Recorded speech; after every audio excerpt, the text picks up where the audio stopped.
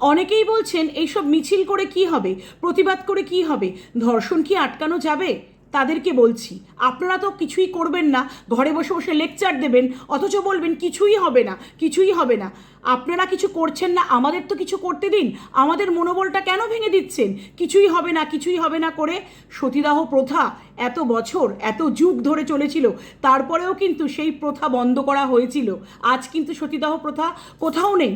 সতীদাহের মতন লোভী একটা প্রথা যদি বন্ধ করা যেতে পারে প্রতিবাদ করে, লড়াই করে, তাহলে আজ আমরা কেন নারী পুরুষ উভয়ই রাস্তায় নেমে প্রতিবাদ করব না, লড়াই করব না ধর্ষণের বিরুদ্ধে?